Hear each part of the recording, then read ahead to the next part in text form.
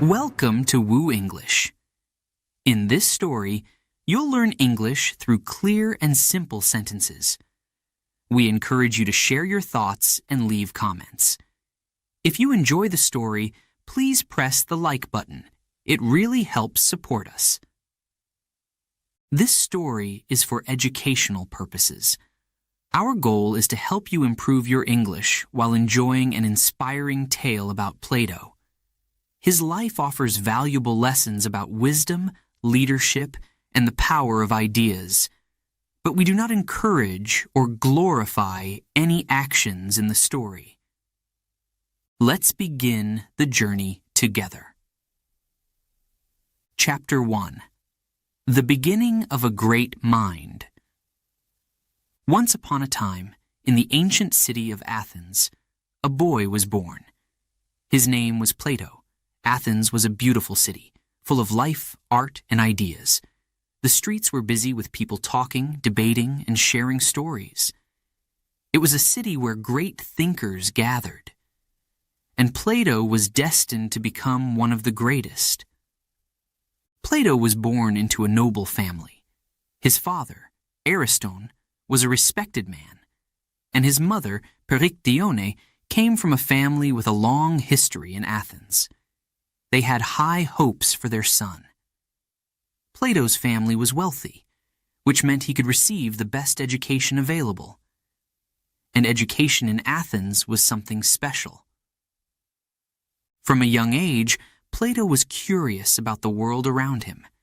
He asked many questions. Why is the sky blue?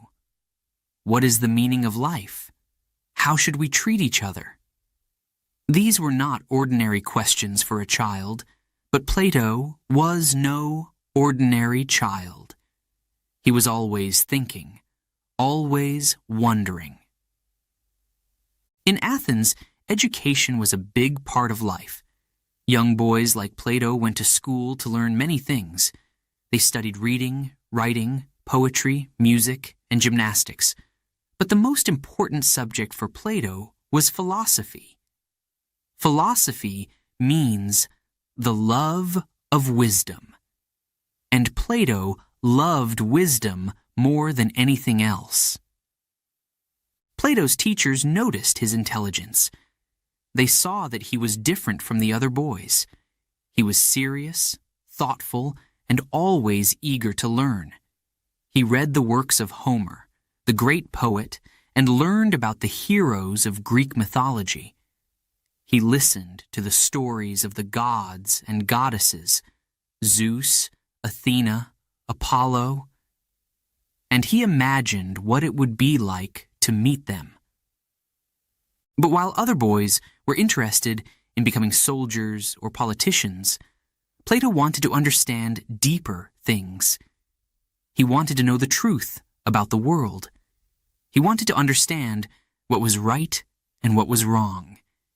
He wanted to know why people did the things they did. Athens was the perfect place for a young thinker like Plato. The city was full of philosophers, men who spent their days talking about ideas, asking questions, and seeking answers. These philosophers would meet in the agora, the marketplace, to debate and discuss. It was a lively place, where ideas were exchanged like goods at a market stall. Plato loved to listen to these debates. He would stand quietly at the edge of the crowd, his eyes wide with wonder, his ears open to every word. The philosophers talked about justice, love, beauty, and truth.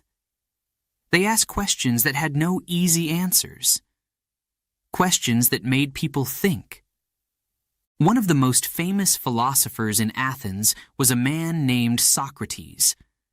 Socrates was known for his method of questioning. He believed that by asking the right questions, you could find the truth. He didn't just give answers. He made people think for themselves. And this fascinated young Plato. Plato began to follow Socrates around the city. He listened to him in the marketplace, in the streets, and in the homes of wealthy Athenians. Socrates would ask questions like, "What is justice?" or "What is the good life?" These questions seemed simple, but they were actually very complex. They made people think deeply about their lives and their choices. Plato was amazed by Socrates. He saw how Socrates could take an ordinary conversation and turn it into a deep discussion about the most important things in life. Plato wanted to be like Socrates, wise, thoughtful, and full of questions.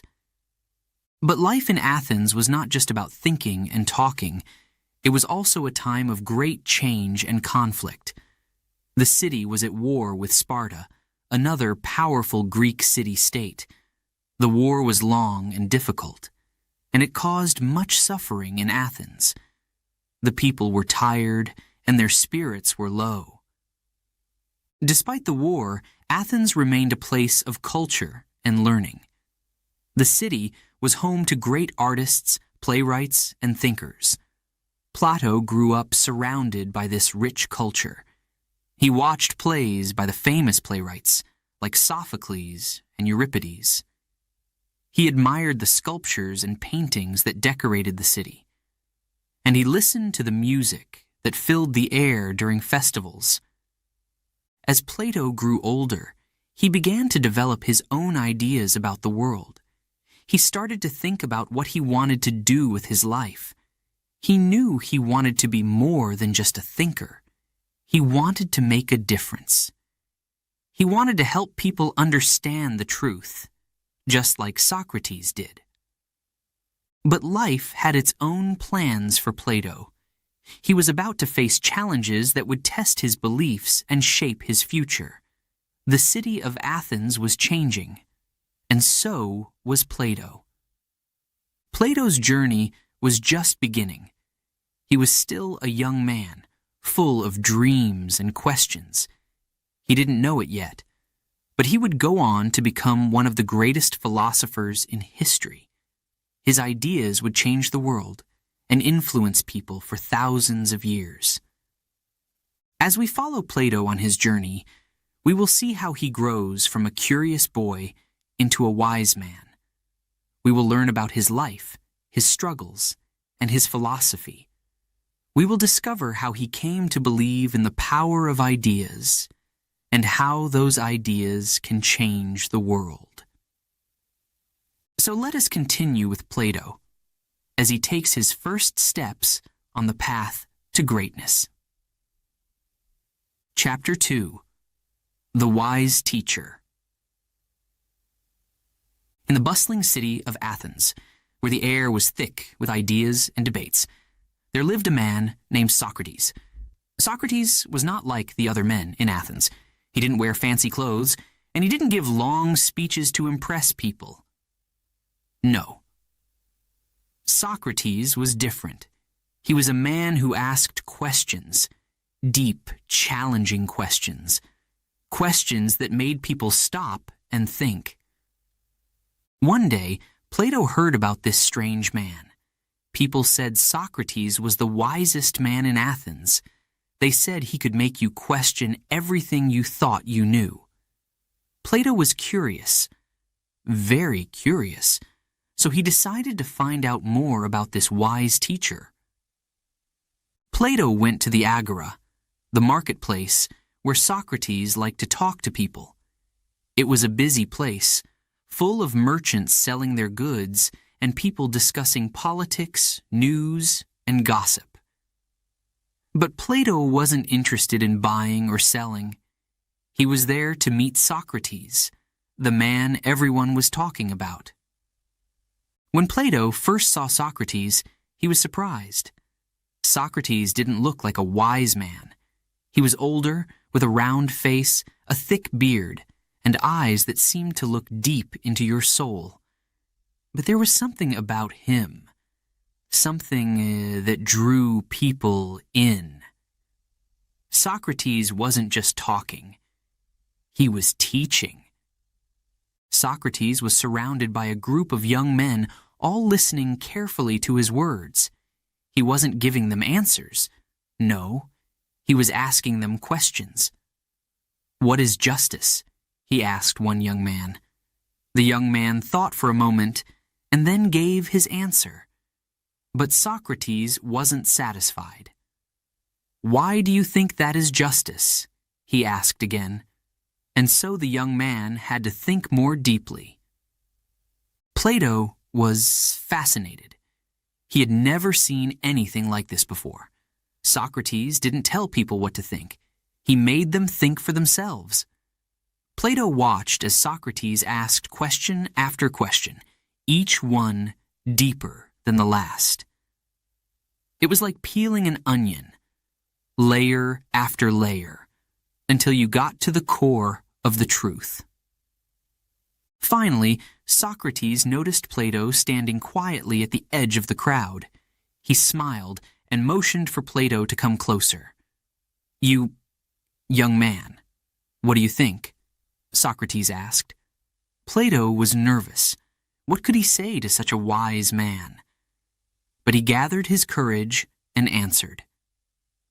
And so began the most important relationship of Plato's life. Socrates became Plato's teacher, his mentor, his guide. Every day, Plato would follow Socrates through the streets of Athens, listening to him ask questions, watching him debate with others. Socrates taught Plato to question everything, to never accept anything without first thinking deeply about it. Socrates had a special way of teaching. He believed that true wisdom came from knowing that you know nothing. This might sound strange, but to Socrates, it made perfect sense. He believed that only by admitting our ignorance could we begin to learn. And so, he taught Plato to always be humble, to always seek the truth, no matter how difficult it might be. Plato was a good student. He listened carefully to everything Socrates said. But more than that, he started to ask his own questions. He began to see the world in a new way. Everything was a mystery to be explored, a puzzle to be solved. Plato's mind was like a sponge, soaking up all the wisdom that Socrates had to offer. But Socrates didn't just teach Plato about philosophy. He also taught him about life. Socrates believed that a good life was one where you lived according to your principles. He believed in justice, in truth, and in doing what was right, even when it was hard. He taught Plato that it wasn't enough to know what was right. You had to live it. As Plato spent more time with Socrates, their bond grew stronger. They weren't just teacher and student. They became friends. They would walk together through the city, talking about everything under the sun. Sometimes they would sit by the river, watching the water flow and discuss the nature of the universe. Other times, they would stand in the marketplace, debating with anyone who would listen. Socrates had a way of making everything seem important. Every question, every idea, every conversation. Plato loved this about him. It made him feel like there was always something new to learn, always something more to understand. But not everyone in Athens liked Socrates. Some people thought he was dangerous. They didn't like the way he made people question everything, especially the powerful leaders of the city. They thought Socrates was corrupting the young men of Athens, filling their heads with strange ideas. Plato didn't care what others thought. He knew that Socrates was teaching him something valuable, something that would stay with him for the rest of his life. He admired Socrates' courage, his commitment to the truth, and his willingness to stand up for what he believed in, even when it was unpopular. Plato knew that he had found a true teacher, a wise teacher, And in the years to come, everything Plato learned from Socrates would shape his own ideas, his own philosophy. The questions that Socrates asked, the way he looked at the world, these would become the foundation of Plato's own thinking. But for now, Plato was happy just to learn, to listen, to ask questions. The journey of a philosopher was not an easy one, but with Socrates by his side, Plato knew he was on the right path. And so, Plato's journey continued, under the watchful eye of the wisest man in Athens, his teacher, his guide, Socrates. Chapter 3. The Trial of Socrates. The city of Athens, a place once full of hope, ideas, and freedom, began to change. The atmosphere grew tense.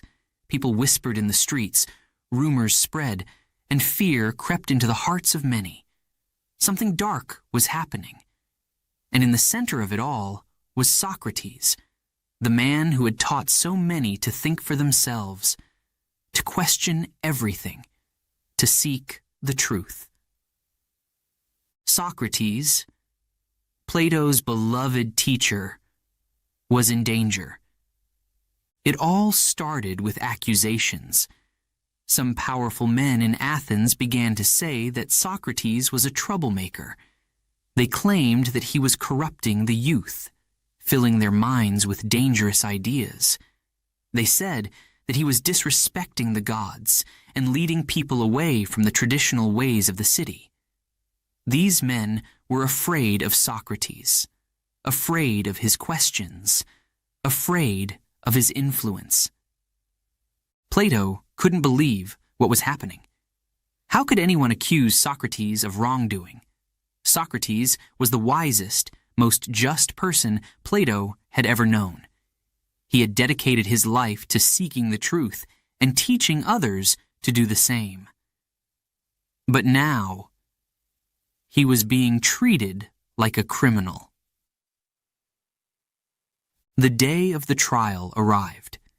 The air was thick with tension as people gathered in the courtroom. The room was crowded, filled with curious citizens, angry accusers, and a panel of judges.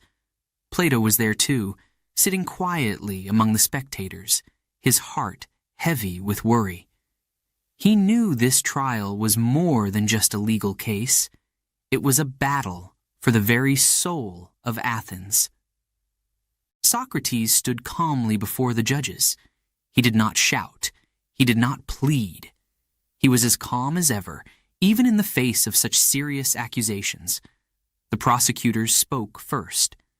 They painted Socrates as a dangerous man, someone who was leading the youth of Athens astray. They accused him of disrespecting the gods, of questioning everything that the city held dear. Plato listened in disbelief. The words of the prosecutors were harsh, filled with anger and fear. But Plato knew they were wrong. Socrates wasn't leading people astray. He was helping them see the truth. But the crowd was restless. Some were nodding in agreement with the prosecutors. Others were whispering to each other, unsure of what to think. Then it was Socrates' turn to speak. He didn't try to defend himself in the way the judges might have expected. He didn't beg for mercy or apologize for his actions. Instead, he did what he always did. He asked questions. Socrates asked the judges and the people of Athens to think about what justice really meant. He questioned whether the accusations against him were based on truth or on fear. He reminded them that he had spent his life seeking wisdom, not causing harm. And then he asked the most important question of all. Is it better to follow what is right or to follow what is popular? The room fell silent. The power of Socrates' words hung in the air, heavy with meaning. Plato watched as the judges listened, some with furrowed brows, others with averted eyes. Could they see the truth in Socrates' words? Could they understand that he was not their enemy, but their teacher? But the fear in Athens was too strong. The judges were afraid of losing control, afraid of what might happen if they let Socrates continue to spread his ideas. And so, despite his wise and powerful words, they found Socrates guilty. Plato's heart sank. The verdict was like a heavy stone, crushing all hope. The judges sentenced Socrates to death by drinking poison. It was a harsh punishment, a punishment for a crime that Plato knew his teacher had never committed. The days that followed were filled with sorrow. Plato visited Socrates in his prison cell. It was a small, dark room, but Socrates' spirit was as bright as ever. He was not afraid of death. He welcomed it as just another step in the journey toward truth. Plato marveled at his teacher's strength, his courage, his unwavering commitment to his principles. Socrates spent his last days talking with his friends and students, continuing to ask questions, continuing to teach. Even in his final moments, he remained true to himself. He showed Plato, and everyone else, that living a just life was more important than living a long life. He showed them that the pursuit of truth was worth any sacrifice, even death. And then, the final moment came. Socrates was given a cup of hemlock, a deadly poison. Plato watched in silence, his heart heavy with grief, as Socrates calmly took the cup. He raised it to his lips and drank. There was no fear in his eyes, only peace. He lay down on his bed, surrounded by his friends and students, and waited for the poison to take its effect. As the poison spread through his body, Socrates continued to speak, his voice growing weaker with each word. He talked about the soul, about the afterlife, about the things that truly mattered. And then, with one final breath, Socrates was gone. Plato was devastated. The loss of his teacher was almost too much to bear, but in the midst of his sorrow, he found a new resolve. He knew that Socrates' death was not the end. His ideas, his questions, his wisdom, they would live on. And Plato would make sure of it. Socrates' trial and death changed Plato forever. It opened his eyes to the flaws in the world around him, the injustice, the fear, the ignorance. But it also strengthened his commitment to philosophy. He knew that he had to continue the work that Socrates had started. He had to keep asking questions, keep seeking the truth, no matter the cost. The trial of Socrates was a tragedy, but it was also a turning point. It marked the end of one great life and the beginning of another. Plato would go on to become one of the greatest philosophers in history, carrying with him the lessons he had learned from his wise teacher. Chapter 4. A New Path. The sun set over Athens, casting long shadows across the city. But in Plato's heart, there was a deeper darkness. The death of Socrates had shaken him to his core. His teacher, his mentor, his friend, was gone. The man who had taught him to think, to question, to seek the truth, was no longer there to guide him. Plato was heartbroken, but within that heartbreak, a new resolve began to form. Plato knew he couldn't stay in Athens, not now. The city that had once been a place of learning and freedom now felt suffocating. The trial of Socrates had shown Plato the dangers of ignorance and fear, how powerful men could use those forces to silence the truth. Plato needed time to think, to reflect, to find his own path, and so he made a decision. He would leave Athens and travel. The world beyond Athens was vast and full of wonders. Plato wanted to see it all, to learn from new places, new people, new experiences. He packed his belongings, said goodbye to his family, and set off on a journey that would change his life. First, Plato traveled to Megara, a city not far from Athens. Megara was known for its philosophers, thinkers who, like Plato, had been influenced by Socrates. In Megara, Plato met Euclid, not the mathematician, but a philosopher who had studied with Socrates as well. They talked for hours, sharing memories of their teacher, discussing philosophy, and thinking about the future. In Megara, Plato found comfort, but he knew his journey was just beginning. Next, Plato traveled to Egypt, a land of ancient wisdom. The pyramids stood tall against the sky, silent and mysterious. The Nile River flowed gently, giving life to the land around it. In Egypt, Plato learned about the gods and myths of the Egyptians, stories that were different from those of Greece, but just as rich and full of meaning. He studied with the priests, who taught him about mathematics, astronomy, and the mysteries of the universe. Egypt was a place of deep learning, and it left a lasting impression on Plato's mind. But Plato didn't stop there. His journey took him even further, to the land of Cyrene. There, he met Theodorus, a famous mathematician. They talked about numbers, shapes, and the laws that govern the universe.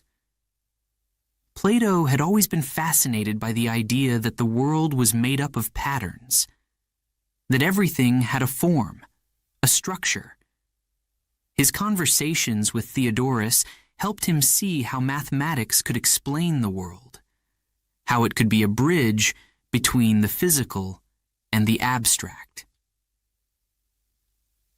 From Cyrene, Plato continued to travel, visiting many other places in the Greek world. He went to Italy, where he met the followers of Pythagoras, another great thinker.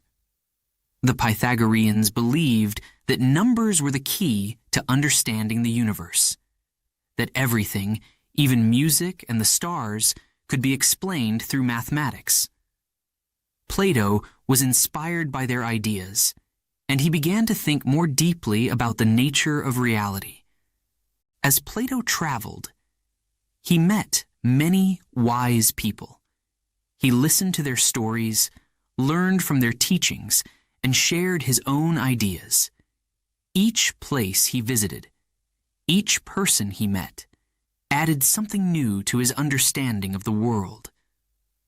Plato's mind was like a garden, and with each new experience, it grew richer, fuller, more complex. But as much as Plato loved to travel, there was something calling him back to Athens. He knew that his journey had given him many new ideas, but now it was time to do something with them. It was time to take everything he had learned and create something new, something that could help others, just as Socrates had helped him. So, after many years of traveling, Plato returned to Athens. The city was still the same in many ways, the same streets, the same buildings, the same people. But to Plato, it felt different. He was no longer the young student who had followed Socrates around the city. He was older now, wiser, with new ideas, new dreams.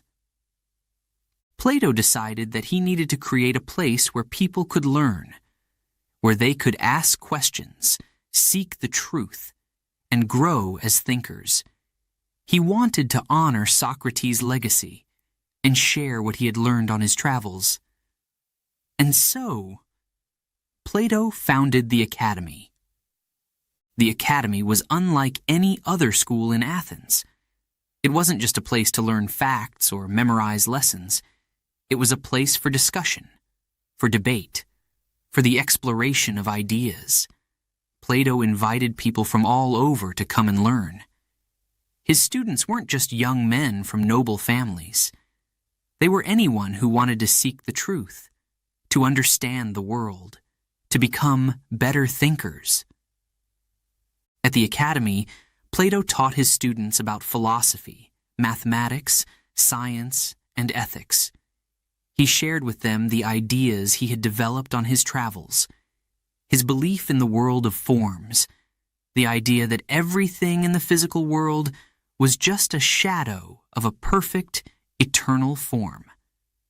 He taught them about justice, about the soul, about the importance of living a virtuous life. Plato also encouraged his students to ask questions, just as Socrates had done. He didn't want them to simply accept what he said. He wanted them to think for themselves, to challenge ideas, to seek their own understanding. The Academy became a place where minds were sharpened, where ideas were born, where the seeds of future philosophies were planted. And so, Plato found his new path. It was a path that honored his past, but also looked forward to the future. The Academy became his life's work, a place where he could share the wisdom he had gained and where his ideas could live on, even after he was gone. Plato's journey had taken him far from Athens, but it had also brought him back to the city he loved, back to the place where his teacher had lived and died. In his travels, Plato had found himself, and in the Academy, he had found a way to keep the spirit of Socrates alive. As the years went by, the Academy grew, and so did Plato's reputation as a philosopher. His students went on to become great thinkers, leaders, and teachers themselves. The ideas that Plato developed on his journey, the lessons he learned from Socrates, continued to influence the world for centuries to come. Plato's new path was not just a path for himself. It was a path for all who sought wisdom, who loved learning, who believed in the power of ideas. It was a path that would lead to new discoveries, new philosophies, new ways of understanding the world. Chapter 4. A New Path. After the tragic death of Socrates, Plato was heartbroken. The man who had taught him so much, who had inspired him to seek the truth, was gone. Athens, once a city of vibrant ideas and lively debates, now felt cold and empty to Plato. He could not stay, not after what had happened.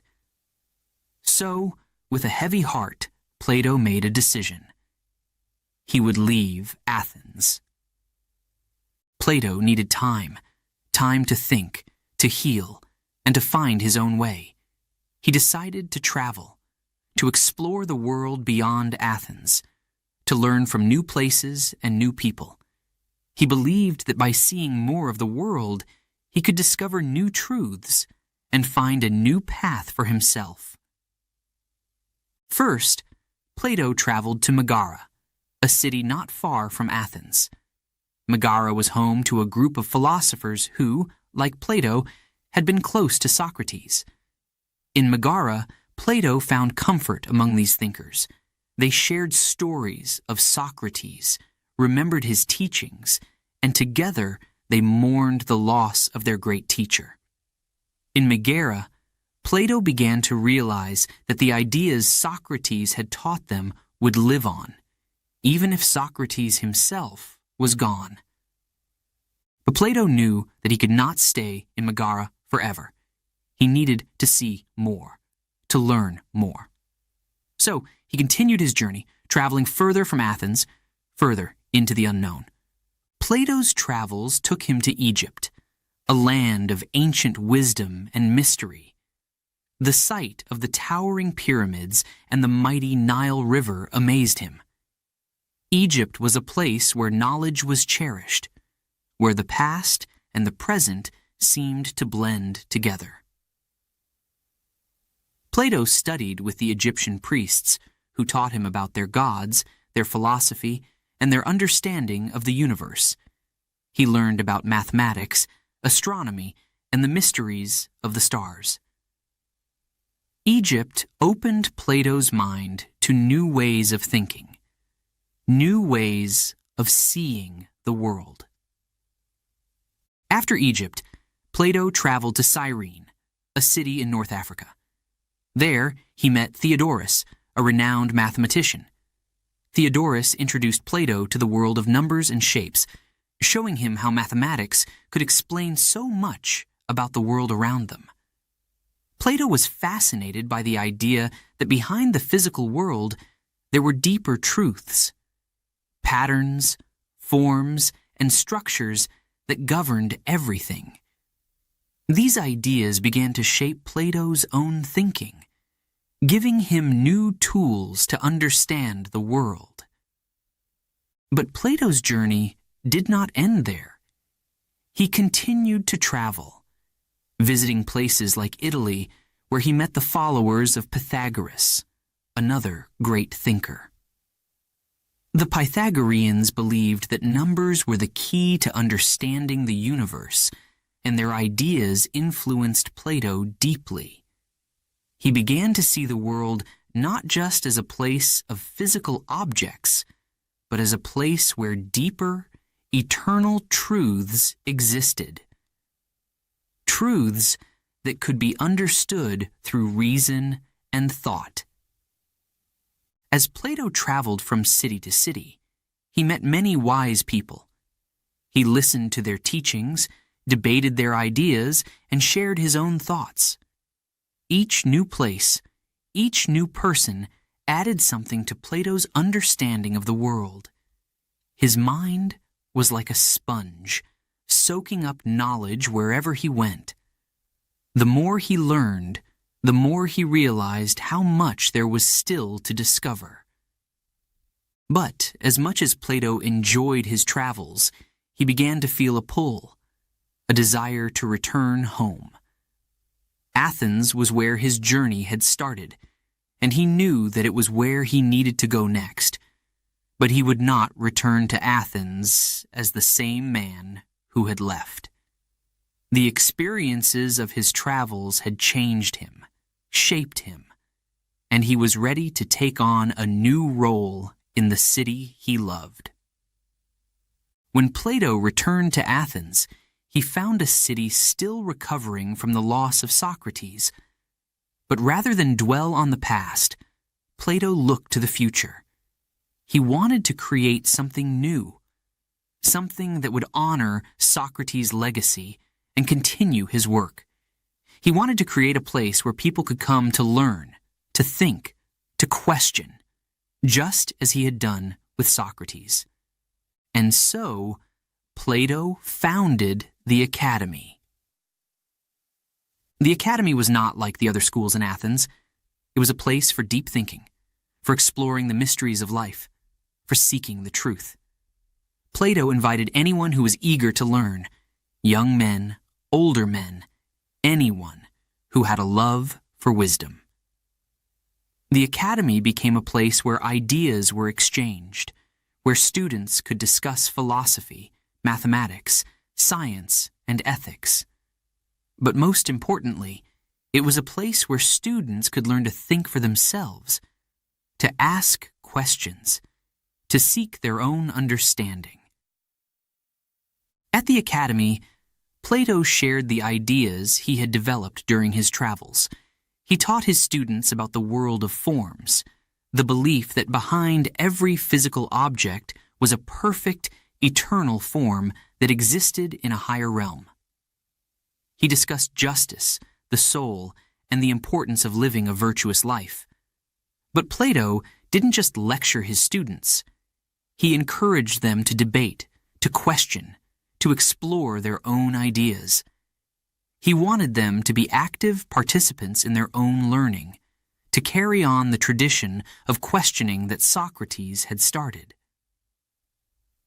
Plato's academy quickly became famous throughout Greece.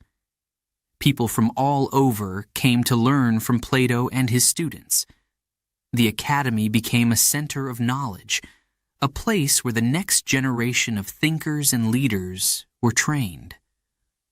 Plato's dream of continuing Socrates' work had become a reality. Math was not just about teaching, it was about learning. Even as he taught his students, Plato continued to seek new knowledge, to explore new ideas. He wrote down his thoughts, creating works that would be read and studied for centuries to come. In his writings, Plato explored the big questions. What is justice? What is truth? What is the good life? He used dialogues, conversations between characters to explore these ideas, just as he had once done with Socrates. Through his travels, Plato had discovered that the world was full of knowledge, full of different ways of thinking, different ways of seeing the world. But he had also learned that the search for truth was a journey that never really ended. There was always more to learn, more to discover, more to understand. And that, for Plato, was the most important lesson of all. As Plato looked back on his journey, from the heartbreak of losing Socrates to the joy of founding the academy, he realized that every step had led him to where he was now. His travels had shown him new worlds, new ideas, new possibilities, and they had helped him find a new path. A path that he would walk for the rest of his life. Plato's journey was far from over, but now he had a purpose, a mission.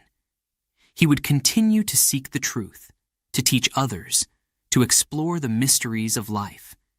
And in doing so, he would keep the spirit of Socrates alive, not just in Athens, but in the minds and hearts of all who sought wisdom. Chapter 5. The Academy. Plato returned to Athens, but this time he was different. He wasn't just a student anymore. He was a philosopher with a grand idea. After years of traveling, learning, and thinking, Plato had a vision that would change the world. Plato had decided to start a school, but not just any school.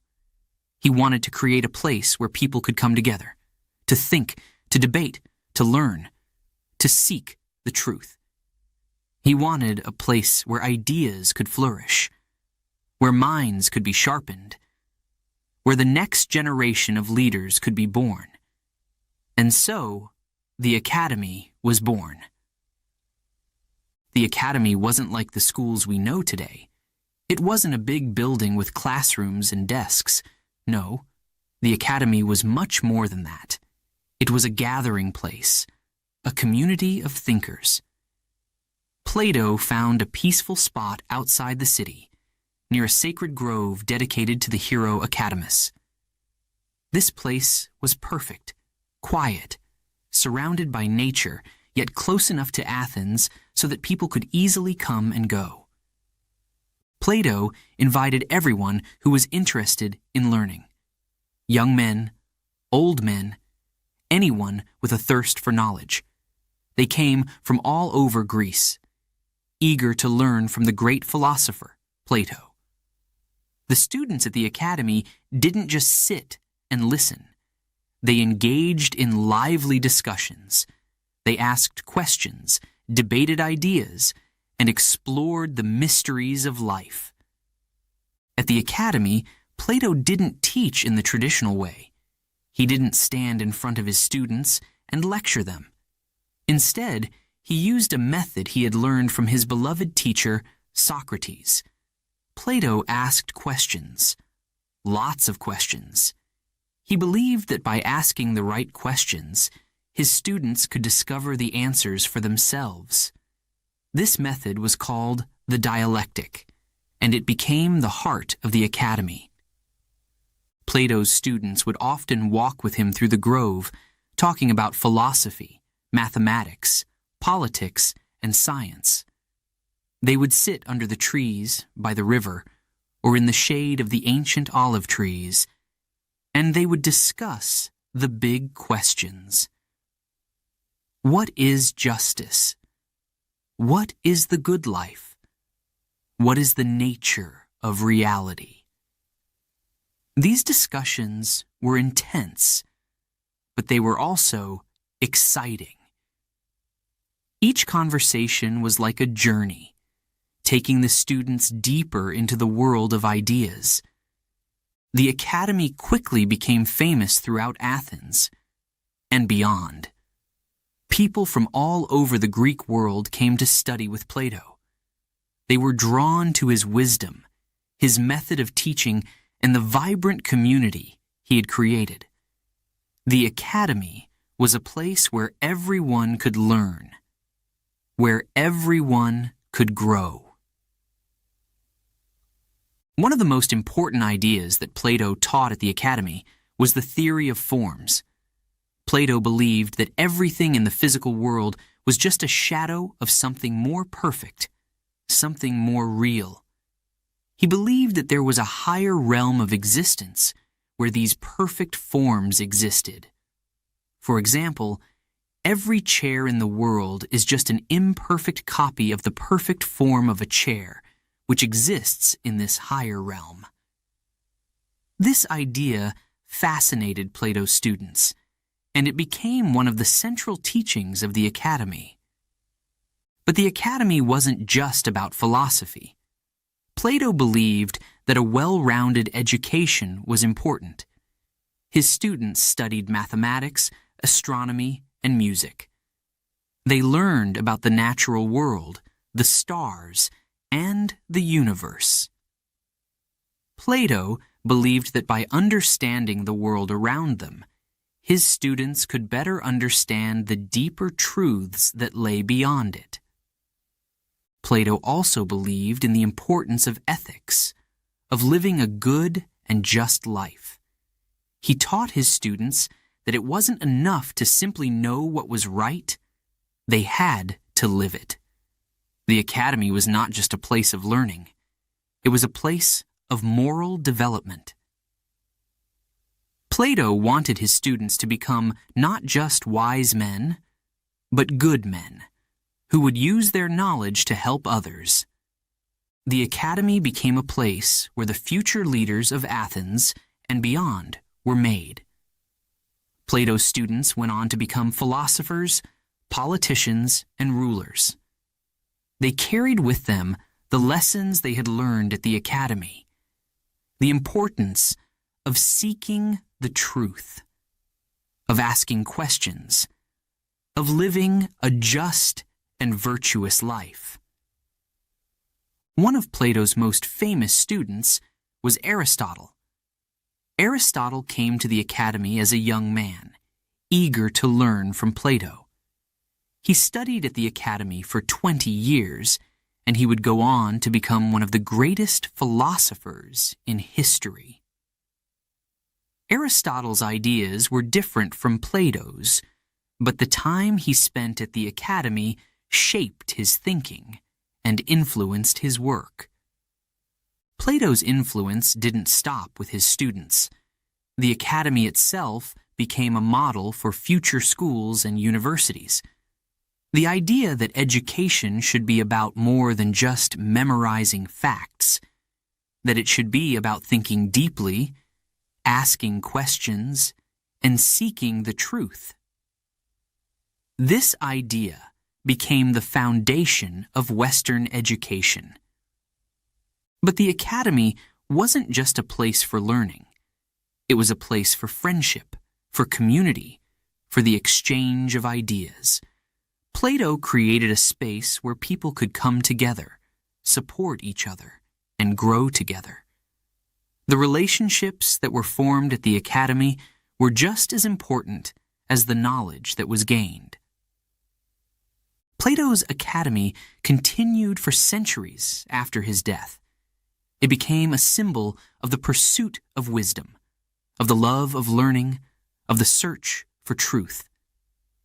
The ideas that were born in that quiet grove outside Athens went on to shape the world, to inspire future generations of thinkers, scientists, and leaders. As Plato grew older, he looked back on his life and the work he had done with pride. The academy was his legacy, a living testament to his belief in the power of ideas. Plato had taken the lessons he had learned from Socrates, the lessons he had gathered on his travels, and he had created something that would last far beyond his own lifetime. The academy was more than just a school. It was a dream, a vision of what education could be. It was a place where minds could meet, where ideas could be shared, where the future could be shaped.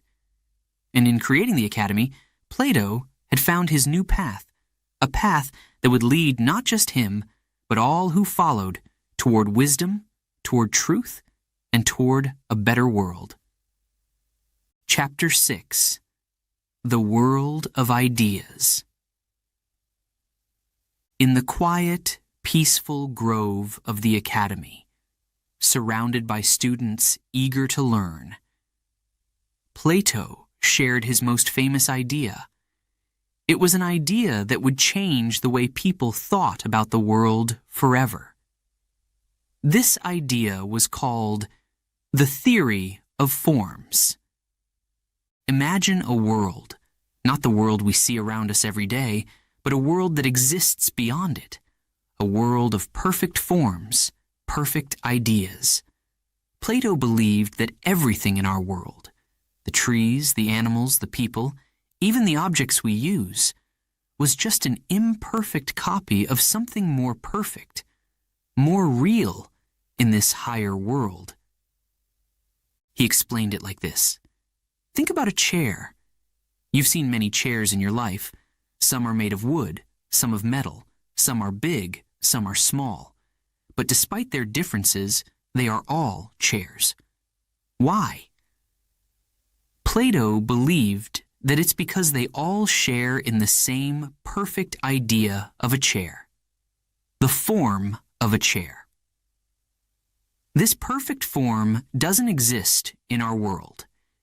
It exists in the world of ideas, a place that can only be understood with the mind, not the senses. Plato told his students, "What we see with our eyes, touch with our hands, are just shadows of the true reality. The real truth lies beyond, in the world of ideas." This idea fascinated his students. They had never thought about the world in this way before. They began to see the world around them as just a reflection of something greater, something perfect that they could only imagine. But the theory of forms didn't just apply to objects like chairs or tables. Plato believed it applied to everything: beauty, justice, goodness, love. He taught that these concepts, too, had perfect forms. For example, in our world, we see many things that are beautiful, but these are just imperfect copies of the perfect form of beauty, which exists in the world of ideas. The same is true for justice. We may see acts of justice in our world, but true justice exists only in its perfect form. One of Plato's students asked, "But how can we know these perfect forms if we can't see them?" Plato smiled and replied, "We can know them through our minds, through reason and thought, the mind can reach beyond the physical world and touch the eternal truths that lie in the world of ideas. To help his students understand this better, Plato told them a story that has become one of the most famous in all of philosophy. It's called The Allegory of the Cave. Imagine, Plato began, a group of people who have lived all their lives in a dark cave. They are chained in such a way that they can only see the wall in front of them. Behind them, there is a fire, and between the fire and the people, there are objects being moved around. These objects cast shadows on the wall, and the people see these shadows. For them, the shadows are the only reality, because that's all they've ever known. Now imagine one of these people is freed from the chains. He turns around and sees the fire and the objects, and he realizes that the shadows on the wall were not the real things, just reflections. If he leaves the cave and steps out into the sunlight, he sees the world as it truly is, bright, colorful, full of life. At first, the light hurts his eyes. It's so bright that he can't see anything. But gradually, his eyes adjust, and he begins to see the world in its full reality. He understands now that the shadows in the cave were just illusions. But what happens, Plato asked, if this person goes back into the cave and tries to tell the others what he has seen? They wouldn't believe him. They might even think he's crazy.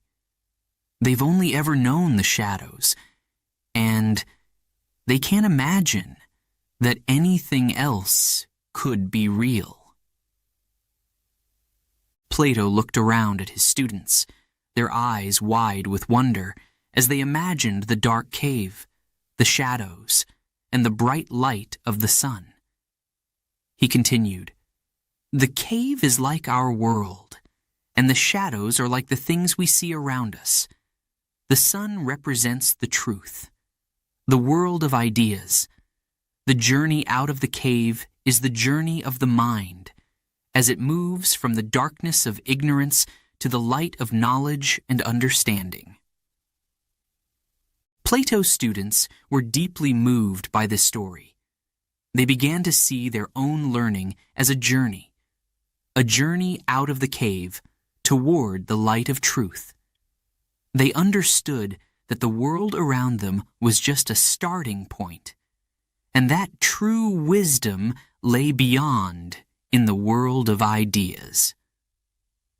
But Plato's theory of forms wasn't just a way of thinking about objects or concepts. It was also a guide for how to live a good life. Plato believed that if people could understand the perfect forms, like justice, goodness, and beauty, they could live better, more virtuous lives. He taught his students that the goal of life was to align themselves with these perfect forms, to strive to bring these ideals into their own lives and into the world around them. Plato believed that the leaders of society should be philosophers, people who had made the journey out of the cave and understood the world of ideas. He called these leaders philosopher kings. According to Plato, only those who truly understood the forms could govern justly and wisely, because they would know the true nature of justice, goodness, and truth. Plato's ideas were revolutionary. They changed the way his students thought about the world and about themselves. The theory of forms became the heart of Plato's philosophy, the foundation on which he built his teachings. His students were inspired by these ideas, and they carried them forward, spreading them throughout the Greek world and beyond.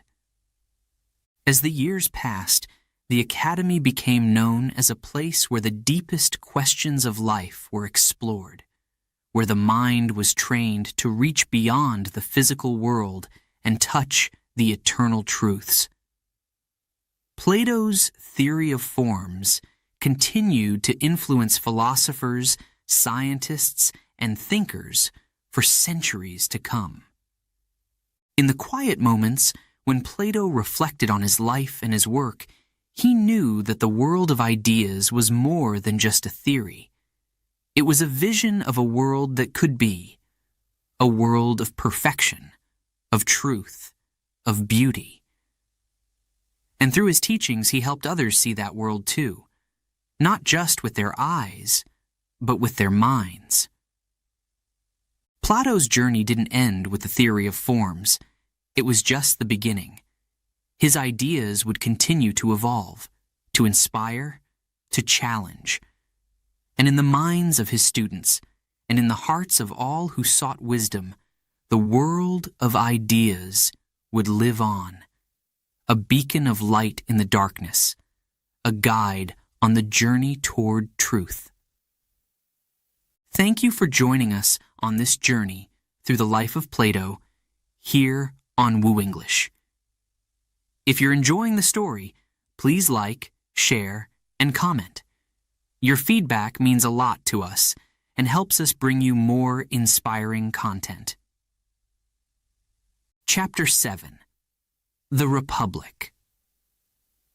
In the heart of Athens, in the peaceful grove of the Academy, Plato had a dream. This was no ordinary dream, but a vision of a perfect society, a place where justice ruled, where wisdom guided, and where people lived in harmony. Plato imagined this ideal world and put his thoughts into writing. The result was one of the most famous works in the history of philosophy, the Republic. The Republic wasn't just a book. It was Plato's vision for how the world could be. It was a conversation, a dialogue between characters, exploring the big questions of life. What is justice? Who should rule? How should people live together in society? These were the questions that Plato sought to answer. Plato began with the idea of justice. He believed that justice wasn't just about laws or punishment. It was about everyone doing what they were best suited to do. In his ideal society, everyone had a role, a place where they could contribute to the common good. Whether they were farmers, soldiers, or rulers, each person would play their part in creating a just and harmonious society. But who should lead this society? Plato had a radical idea. He believed that the rulers should be philosophers. Yes, philosophers, people who loved wisdom, who sought the truth, who could see beyond their own desires and interests. Plato called these rulers philosopher kings. He believed that only those who truly understood justice, goodness, and truth could govern wisely and fairly. Plato's idea of the philosopher king was revolutionary. In his time, rulers were often chosen because of their wealth, their power, or their birth. But Plato argued that these things didn't make someone a good leader. What mattered most was wisdom, the ability to see what was right and to act on it. A philosopher king wouldn't rule for personal gain, but for the good of all. They would be selfless, just, and wise, leading the people toward a better, more just society. In the Republic, Plato also talked about education. He believed that education was the key to creating a just society. From a young age, children would be taught to love wisdom, to seek the truth, to understand justice. They would learn about philosophy, mathematics, music, and gymnastics. Plato believed that education should develop both the mind and the body, creating well-rounded individuals who could contribute to society. But Plato's vision didn't stop there. He imagined a society where people lived together in harmony, where there was no need for excessive wealth or power. In his ideal society, everyone shared what they had and worked together for the common good. There would be no rich or poor, no powerful or weak, only citizens working together for a just and happy life. Plato also introduced the idea of the three classes in society. He believed that people were naturally suited to different roles based on their abilities and virtues. The first class was the rulers, the philosopher kings, who would govern with wisdom and justice. The second class was the soldiers, who would protect the society and uphold the laws. The third class was the producers, the farmers, artisans, and workers who would provide for the material needs of the community. Each class had its own role, and when each did its job well, the whole society would function smoothly, like a well-oiled machine. This balance, this harmony, was what Plato believed to be the essence of justice. When everyone did what they were best suited to do and worked together for the common good, society would be just and fair. But Plato also recognized that this ideal society was difficult to achieve. Human nature is complex, and people often act out of selfishness, greed, or ignorance. That's why education was so important in Plato's vision. He believed that by educating people, by teaching them to love wisdom and to seek justice, we could create a society that was closer to his ideal. As Plato shared his ideas in the Republic, his students were fascinated. They discussed these ideas passionately, debating what justice really meant and what it would take to create such a society. Some of them dreamed of one day seeing Plato's vision become a reality, a world where philosopher kings ruled, where justice prevailed, and where people lived in peace and harmony. But Plato knew that his ideal society was just that, an ideal. It was a model, a vision of what could be, not necessarily what was. He understood that the real world was full of challenges, conflicts, and imperfections. Yet, he believed that by striving toward this ideal, by working to make our own societies more just, more wise, more harmonious, we could create a better world. Plato's Republic was not just a book of ideas. It was a call to action. It was a challenge to the people of his time and to all future generations to think deeply about justice, to question who should lead, and to consider how education could shape a better society. It was an invitation to imagine a world where wisdom guided our decisions, where justice was not just a word, but a way of life. As Plato continued to teach at the academy, the Republic became one of the central texts for his students. They studied it carefully, discussed it passionately, and carried its ideas with them as they went out into the world. Plato's vision of the ideal society may not have been realized in his time, but his ideas lived on, inspiring countless others to think about justice, leadership, and education in new and profound ways. In the quiet moments when Plato reflected on his work, he knew that the Republic was more than just a book. It was his legacy, a blueprint for a better world, a world where wisdom and justice reigned. And though he knew that this perfect society might never be fully achieved, he believed that the journey toward it, the effort to make the world a better, more just place, was what truly mattered. Plato's Republic continued to influence thinkers, leaders, and philosophers for centuries to come. Its ideas spread far beyond the walls of the academy. shaping the way people thought about government, society, and justice. And through it all, Plato's vision of a world led by philosopher kings, a world where wisdom and justice guided every decision, remained a powerful ideal, a shining light in the quest for a better world. Chapter 8. Shadows in the Cave. In the peaceful grove of the academy, where students gathered eagerly to learn, Plato shared a story that would become one of the most famous in all of philosophy. This story was not just a tale, but a powerful lesson about life, about what we see, what we believe, and what is truly real. It was the story of the cave. Plato began, his voice calm, yet full of mystery. Imagine, he said, a group of people who have lived their entire lives in a dark cave. They are chained in such a way that they cannot move their heads. They can only see the wall in front of them. They have been in this cave since birth, knowing nothing of the world outside.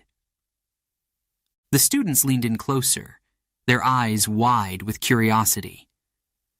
Behind these people, Plato continued, there is a fire, and between the fire and the prisoners there is a walkway where others pass by, carrying objects, statues, animals, and other things. These objects cast shadows on the wall in front of the prisoners. Because they have never seen anything else, these shadows are all they know. To them, the shadows are reality. Plato paused, letting the image sink in. The students could almost see the dark cave, the flickering shadows, the prisoners trapped in their chains. It was a haunting picture, a world of darkness and illusion. But now, Plato said, imagine that one of these prisoners is freed. At first he would be confused, frightened even. He turns around and sees the fire, the objects casting the shadows. He realizes that what he thought was real was just an illusion. The shadows were not reality. They were just reflections of something more real. The students nodded, beginning to grasp the meaning of the story. But Plato wasn't finished. Then, he said, his voice rising with excitement, this freed prisoner is taken out of the cave, into the light of the sun. At first, the bright light would blind him. It would be painful, and he would want to return to the safety of the shadows. But as his eyes adjust, he begins to see the world as it truly is. He sees colors, shapes, the sun itself. He understands now that the cave was a place of shadows, and that the real world is full of light and truth. Plato looked at his students, their faces reflecting deep thought. The story was simple, but its meaning was profound. This, Plato explained, is the journey of the mind, from ignorance to knowledge, from darkness to light. Most people live their lives in the cave, believing that the shadows they see are the whole truth. They do not question. They do not seek. But the philosopher, the lover of wisdom, is like the prisoner who is freed. He turns away from the shadows and seeks the light, the truth. The students began to understand. The cave was a metaphor for life, for the way most people live, unaware of the deeper truths that lie beyond what they can see. The shadows represented the illusions, the false beliefs, the incomplete understanding of the world. And the light outside the cave, that was the truth, the knowledge that only a few would ever seek. But what happens, Plato asked, if the freed prisoner returns to the cave? What if he tries to tell the others what he has seen? They have lived their whole lives in the darkness. They know nothing but the shadows. They might think he is crazy. They might not believe him. They might even reject him. The students were silent, thinking about the challenge of bringing knowledge to those who were still trapped in ignorance. Plato's story was not just about the search for truth. It was also about the difficulty of sharing that truth with others. The cave, Plato continued, is our world. The shadows are the things we see and believe without question. The journey out of the cave is the philosopher's journey, the search for truth, for wisdom, for understanding. It is not an easy journey. It is painful, difficult, and often lonely. But it is the journey that leads to the light, to reality, to the truth.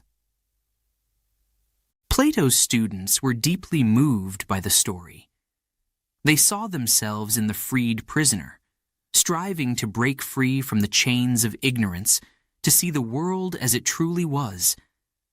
They also saw the responsibility that came with knowledge, the duty to help others see the truth, even when it was difficult.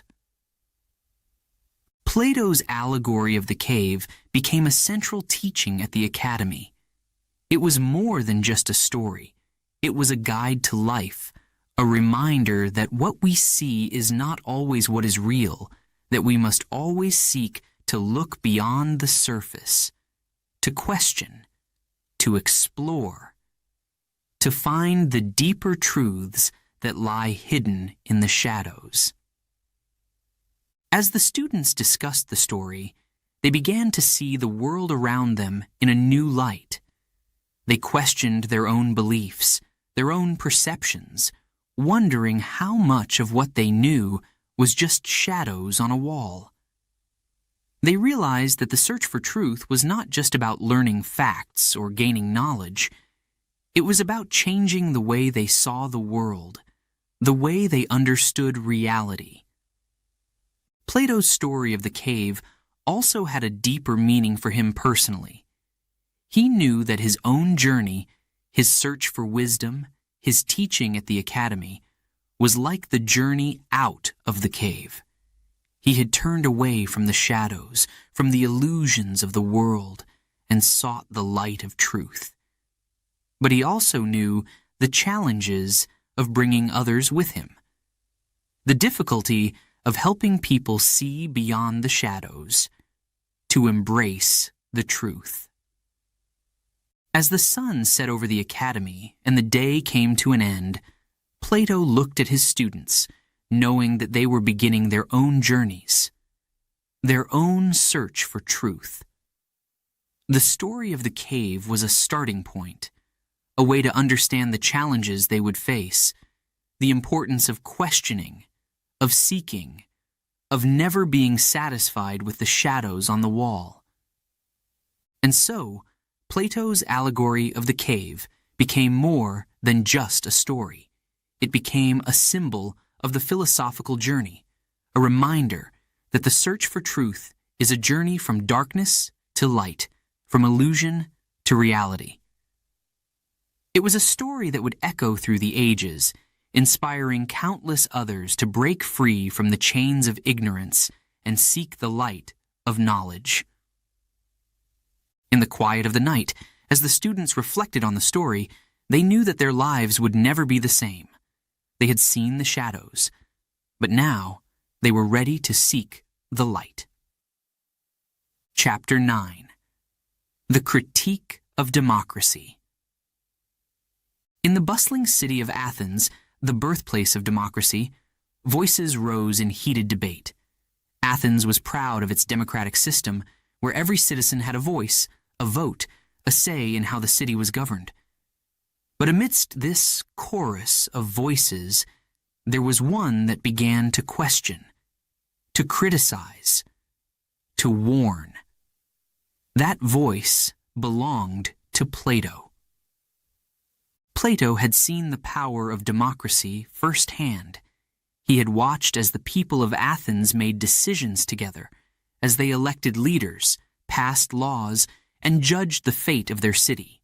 But he had also seen the dark side of this freedom, the chaos, the manipulation, the way that smooth talkers and ambitious men could sway the masses.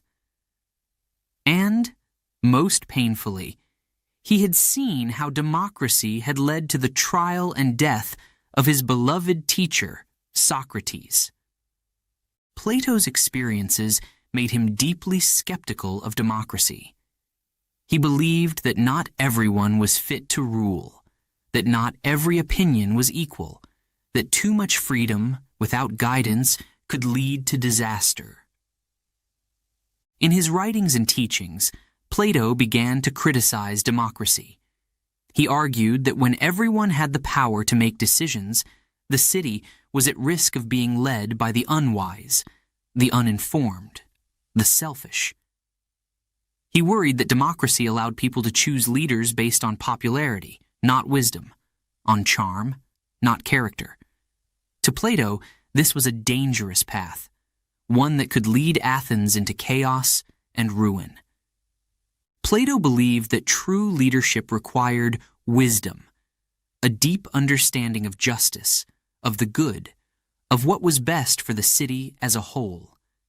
But in a democracy, he argued, it was too easy for power to fall into the hands of those who lacked this wisdom, those who cared more about their own interests than the well-being of the city. To illustrate his point, Plato used an analogy, a simple yet powerful story. He asked his students to imagine a ship, a large vessel sailing the open sea. The ship needed a captain, someone who knew the stars, the winds, the currents, someone who could navigate the dangers of the ocean and lead the ship safely to its destination. Now imagine, Plato said, that on this ship, the crew decides to vote on who should be the captain, but instead of choosing the person who knows how to sail, they choose the person who gives the best speeches, or promises the most rewards. What will happen to the ship? It will surely be lost, tossed about by the waves, with no one to guide it. Plato's students listened carefully, understanding the message behind the story. The ship was like the city, and the captain was like its leader. Without wisdom, without knowledge, the city would be in danger, just like the ship without a skilled captain. Plato's criticism of democracy was controversial. Athens was proud of its system, and many believed that it was the best way to govern, that it gave everyone a fair chance, that it ensured freedom and equality. But Plato argued that this freedom could be dangerous, that when everyone's voice was equal, it was too easy for the loudest voices, not the wisest, to take control. He believed that instead of democracy, the city should be led by philosopher kings, wise rulers who understood the true nature of justice and the good. These philosopher kings would not seek power for themselves, but would govern for the benefit of all. They would be trained from a young age, educated in philosophy, ethics, and the sciences, to ensure that they had the wisdom needed to lead. Plato's ideas sparked debates across Athens. Some people agreed with him. They too had seen the flaws in democracy, the way that clever politicians could manipulate the masses. They admired Plato's vision of philosopher kings, of a city ruled by wisdom and justice. But others were angry. They saw Plato's ideas as a threat to their freedom, to the very foundations of their city. They believed that democracy, with all its flaws, was still the best way to ensure that everyone had a voice, that everyone could participate in the decisions that affected their lives. The debates grew heated, the discussions intense. Plato's criticism of democracy touched a nerve in Athens, a city that was proud of its traditions, but also struggling with the challenges of leadership, of governance, of maintaining order in a rapidly changing world. Plato knew that his ideas were controversial, that they challenged the very core of Athenian identity. But he believed deeply in what he was saying. He had seen the dangers of democracy up close, and he could not stay silent. He wanted to provoke thought, to encourage people to question the status quo, to consider what true leadership really meant. Despite the controversy, Plato's ideas began to influence some of the brightest minds in Athens. His students at the academy were inspired by his vision. They debated his ideas, challenged his arguments, and carried his teachings into the wider world. Some of them went on to become leaders themselves, guided by the principles they had learned from Plato. But Plato also knew that his vision of philosopher kings was difficult to achieve. Human nature was complex, and power was tempting. Even the wisest rulers could fall prey to corruption, to the desire for control, to the pressures of the world around them. Plato understood that his ideal society was just that, an ideal. It was a goal to strive for, not necessarily something that could be fully realized in the real world. And yet, he believed that the pursuit of this ideal was important. Even if the perfect society could never be achieved, the effort to reach it could make the world a better place. Plato wanted his students, and all who heard his ideas, to think deeply about what kind of society they wanted to live in, what kind of leaders they wanted to follow, what kind of world they wanted to create. As the sun set over Athens and the city grew quiet, Plato continued to write, to teach, to share his ideas. He knew that his critique of democracy was just one part of his larger philosophy, a philosophy that sought to understand the nature of justice, of truth, of the good. He wanted to inspire others to seek wisdom, to question, to think, to not just accept the world as it was, but to imagine what it could be. Plato's critique of democracy was challenging. It was uncomfortable, but it was also necessary. It forced people to think about the dangers of unchecked freedom, the importance of wisdom in leadership, and the role of education in shaping a just society. And though his ideas were controversial, they left a lasting impact on Athens and on the world.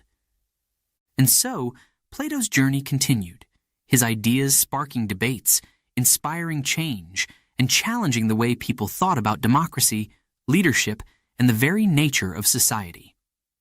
Chapter 10. The Philosopher King. In the quiet halls of the academy, where the brightest minds of Athens gathered, Plato spoke of a dream. This dream was not of riches or power, but of a ruler, a leader who was wise, just, and knew the truth. Plato called this leader the philosopher king. Plato believed that a true leader, a true king, must love wisdom above all else. Not just any wisdom, but the kind that sees beyond the surface, that understands the deeper truths of life. A philosopher king would be someone who knew what was truly good, who could see the difference between what seemed right and what was right. This ruler would not be swayed by personal gain or the temptations of power. No. A philosopher king would rule for the benefit of all, guided by justice and truth. Plato's idea of the philosopher king was born from his experiences, from watching how easily leaders could be corrupted, how often the wrong people ended up in power. He had seen how democracy, with all its freedom, could sometimes lead to chaos, to the rise of leaders who cared more about winning the people's favor than doing what was right. And so, he dreamed of a different kind of leader, one who was not chosen because of wealth or popularity, but because of wisdom. But could such a ruler ever exist? Could a person with the qualities of a philosopher king really be found? Plato thought deeply about this question. He knew that finding someone who was wise, just, and selfless was not easy. Most people, even those with good intentions, were influenced by their desires, their fears, their ambitions. Power had a way of changing people, of tempting them to put their own needs above the needs of others. Plato understood this, but he also believed that the pursuit of the ideal was important. In the Republic, Plato described how a philosopher king might be trained. From a young age, this person would be educated not just in the practical skills of leadership, but in philosophy, in the love of wisdom. They would be taught to understand the forms, the perfect, eternal truths that lay beyond the physical world. They would learn about justice, beauty, and goodness, not just as abstract concepts, but as guiding principles for life. This education would be long and challenging. It would test the character of the future ruler, ensuring that only those who were truly committed to the good of society would rise to the top. The philosopher king would need to be someone who had made the journey out of the cave, who had seen the light of truth and was no longer content with the shadows of the world. But Plato knew that this ideal was difficult to achieve. Even with the best education, the best training, there was no guarantee that a philosopher king would emerge. Human nature was complex, full of contradictions and weaknesses.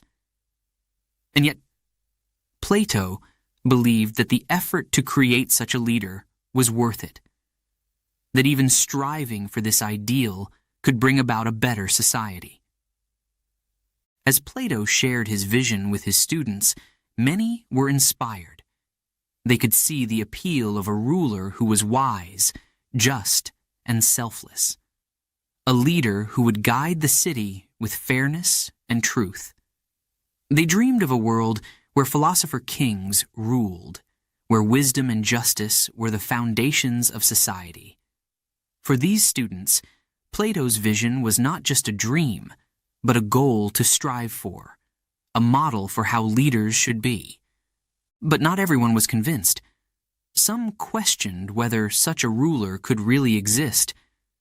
They pointed out that even the wisest philosophers were still human, still capable of making mistakes, of being tempted by power.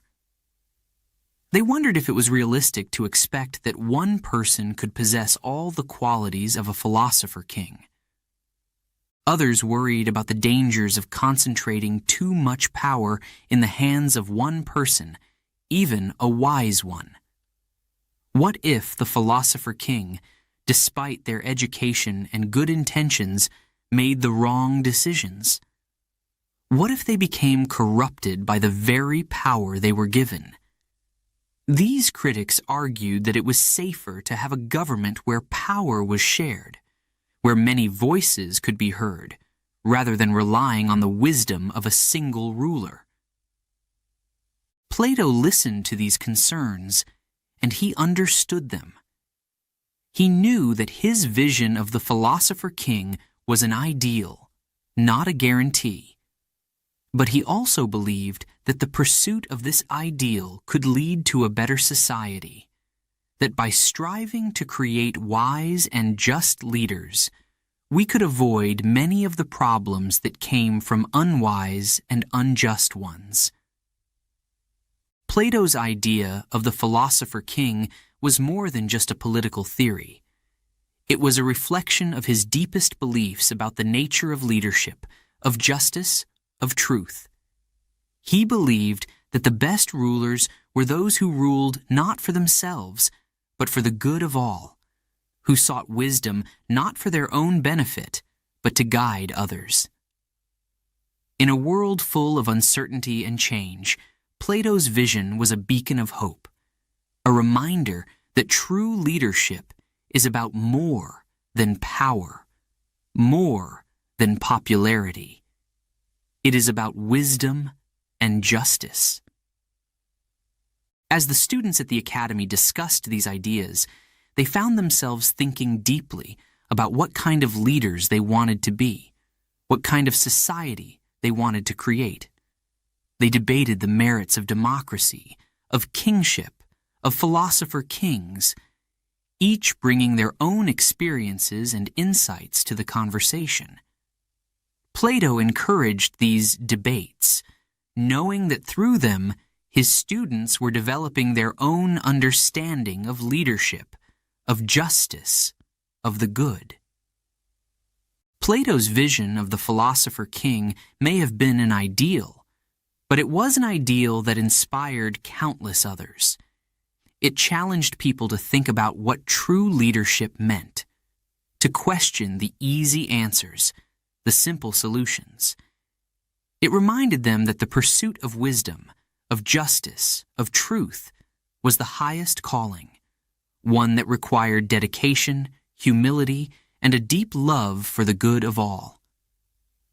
As the sun set over Athens and the day came to an end, Plato knew that his work was far from over.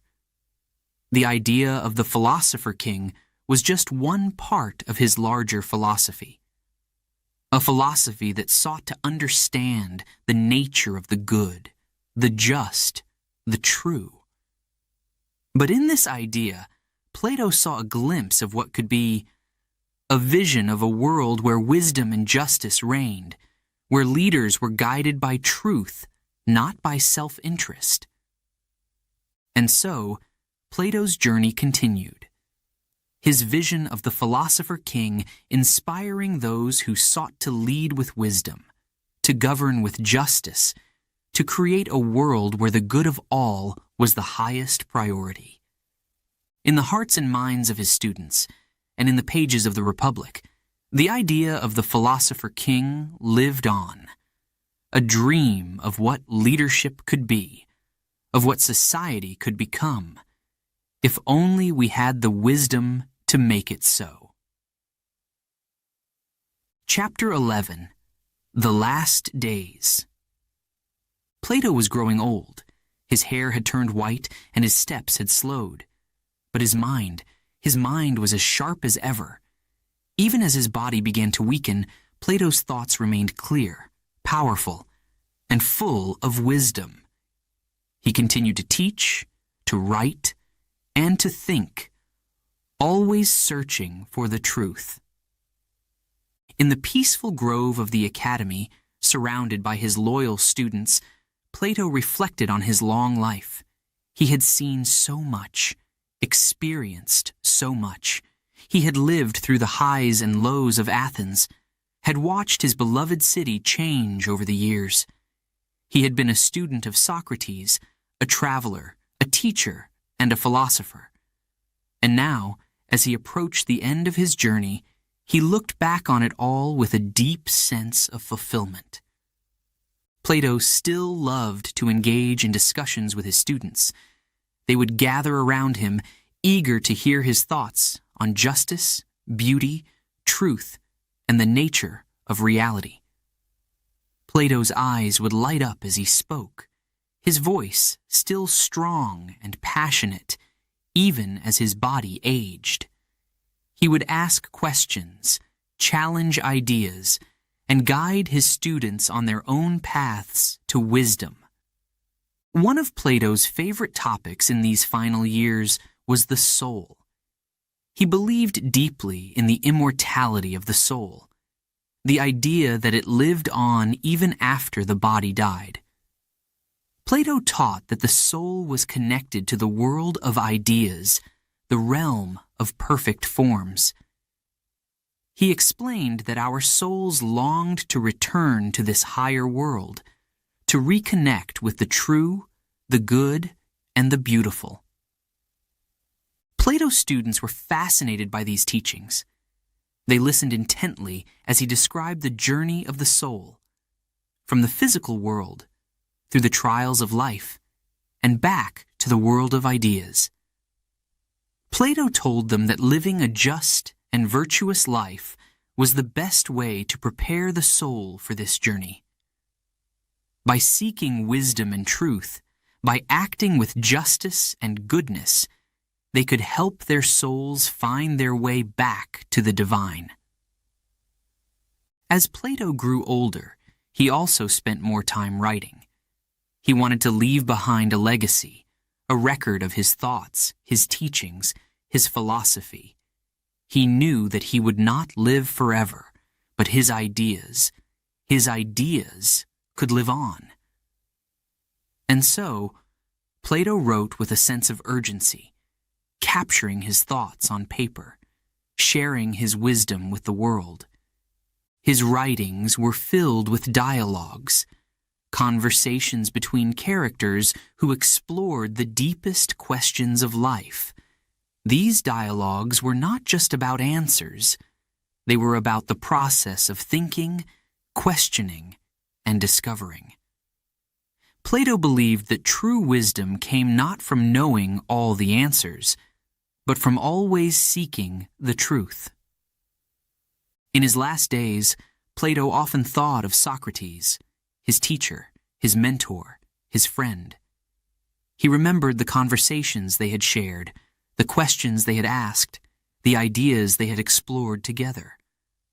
Socrates had been a guiding light in Plato's life, and his influence could be seen in everything Plato did. Even now, years after Socrates' death, Plato felt his presence, guiding him, inspiring him, pushing him to continue seeking the truth.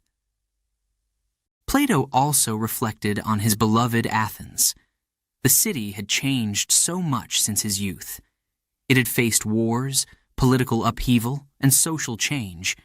But through it all, Athens had remained a place of learning, of culture, of ideas. Plato loved his city. Despite its flaws, despite its mistakes, he believed that Athens had the potential to be a place of great wisdom, a place where justice and truth could flourish. But Plato also knew that Athens was not perfect. He had seen the dangers of democracy, the rise of demagogues, the execution of Socrates. He had criticized the city's leaders, challenged its values, and offered his own vision of a better society. Plato's love for Athens was deep, but it was also critical. He wanted the city to live up to its potential, to be the best it could be. In these final days, Plato found peace in the knowledge that he had done his part, that he had contributed to the ongoing conversation about justice, truth, and the good life. He knew that his ideas would continue to be debated, discussed, and explored by future generations. His work was not finished, but he trusted that others would carry it forward. As he looked around the academy, at the faces of his students, Plato felt a deep sense of satisfaction.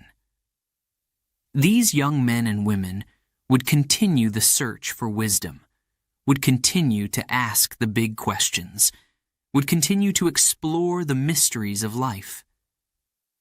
Plato had planted the seeds of thought, and now he watched as they grew into a rich, vibrant field of ideas.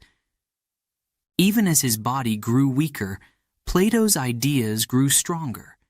They spread beyond the walls of the academy, beyond the city of Athens, beyond the borders of Greece. His writings were copied and shared, his teachings discussed in distant lands.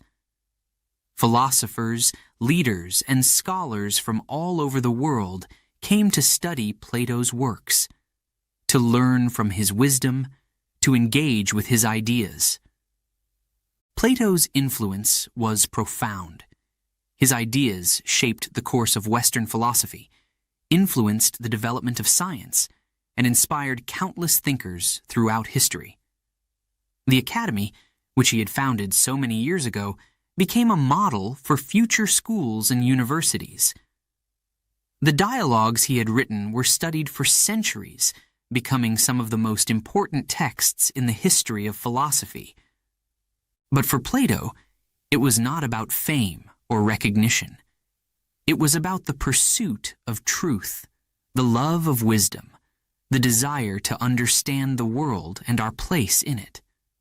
Plato had dedicated his life to this pursuit, and in his final days, he felt at peace, knowing that he had lived a life of purpose and meaning. As the sun set over Athens and the day came to a close, Plato knew that his journey was nearing its end, but he also knew that the journey of his ideas was just beginning. His thoughts, his teachings, his philosophy. They would live on, carried forward by those who sought wisdom, who questioned the world around them, who longed to understand the deeper truths of life. Plato's last days were filled with reflection, with teaching, with writing, but most of all, with a sense of fulfillment. He had lived a long and meaningful life, had shared his wisdom with the world, had inspired others to seek the truth.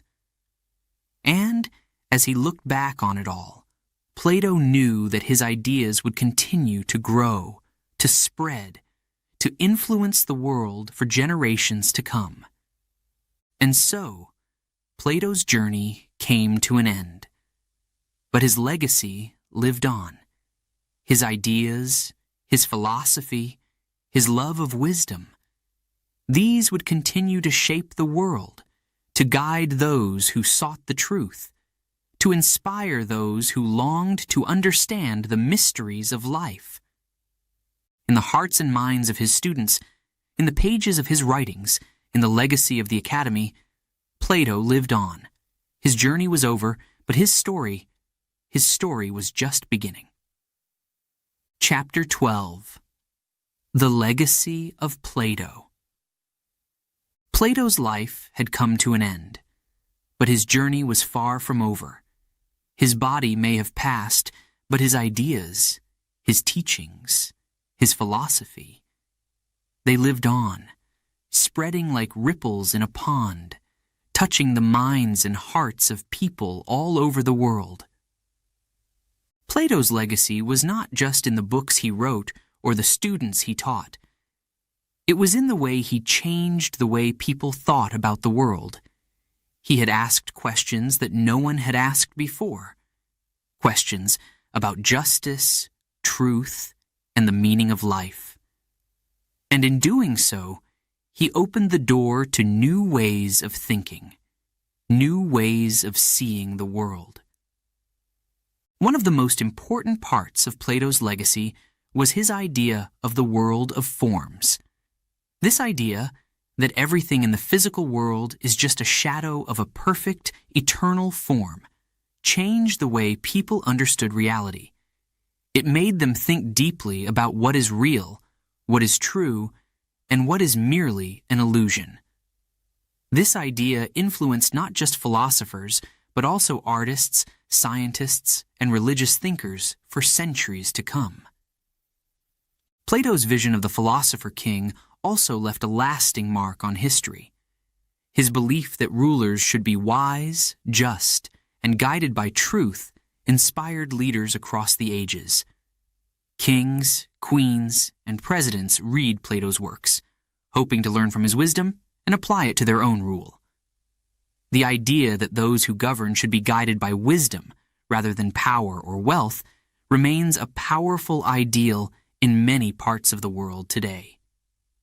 The Academy, the school that Plato founded, continued to thrive long after his death. It became a center of learning, a place where students from all over the Greek world came to study philosophy, science, and mathematics. The Academy was more than just a school. It was a community of thinkers, a place where ideas were born and debated, where the pursuit of knowledge was valued above all else. For nearly 1,000 years, the Academy influenced the course of Western thought. The ideas that were discussed and developed there laid the foundation for many of the philosophies and sciences that we know today. Even after the Academy itself was closed, its spirit lived on in the universities and schools that followed. But Plato's influence was not limited to the ancient world. His works were preserved and studied throughout the Middle Ages, particularly in the Islamic world, where scholars translated his writings into Arabic and used them to develop their own philosophical traditions. In Europe, during the Renaissance, Plato's ideas experienced a revival. Thinkers, artists, and scientists rediscovered his works, finding inspiration in his vision of a world guided by reason and wisdom. Plato's dialogues, with their rich characters and engaging conversations, became a model for how to explore complex ideas in a way that was both accessible and profound. They were not just philosophical texts, but works of literature, full of drama, emotion, and depth. Readers throughout history have been captivated by the dialogues, finding in them both intellectual challenge and moral guidance. Plato's influence can also be seen in the development of Christianity. Early Christian thinkers, like Augustine, were deeply influenced by Plato's ideas, particularly his concept of the world of forms and the immortality of the soul. They used Plato's philosophy to help explain and defend their own beliefs, blending his ideas with their religious teachings. In this way, Plato's thoughts became a part of the foundation of Western religion and spirituality. As the centuries passed, Plato's works continued to be studied, debated, and reinterpreted. His ideas influenced the Enlightenment thinkers who valued reason and wisdom as the highest human virtues.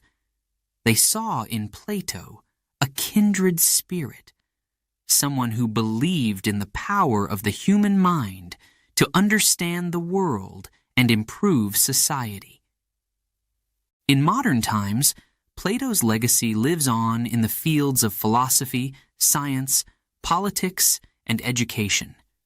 His questions about the nature of reality, the pursuit of justice, and the role of knowledge in society are still relevant today. Philosophers continue to study his works, finding new meanings and insights in his writings. Scientists, too, are inspired by Plato's belief that the world is governed by underlying principles and patterns, seeking to uncover the truths that lie beneath the surface. Plato's influence is also felt in the world of education. His belief in the importance of educating the whole person, mind, body, and soul, has shaped the way we think about learning and teaching. The idea that education should be about more than just acquiring knowledge, that it should also be about developing character and wisdom, is a central principle in many educational systems today. But perhaps the most enduring part of Plato's legacy is his commitment to the pursuit of truth. Throughout his life, Plato never stopped asking questions, never stopped seeking, never stopped trying to understand the world and our place in it. He believed that the search for truth was the highest goal of human life, and he devoted himself to that search with passion and dedication. This commitment to truth, to wisdom, to the good, is what has made Plato's legacy so powerful and lasting. His ideas have inspired countless generations to think deeply, to question, to explore. They have challenged us to look beyond the surface, to seek the deeper truths that lie hidden in the world around us. As we look back on Plato's life and work, we see a man who was not content to accept the world as it was, who dreamed of what it could be. We see a philosopher who was not afraid to challenge the status quo, who dared to ask the big questions. We see a teacher who believed in the power of ideas, who devoted his life to sharing those ideas with others. Plato's journey may have ended, but his influence on the world is eternal. His ideas continue to shape the way we think, the way we live, the way we understand ourselves and our world. He has left us with a legacy of wisdom, a treasure of thought, a guide to the life of the mind. And as long as there are people who seek truth, who value wisdom, who believe in the power of ideas, Plato's legacy will live on.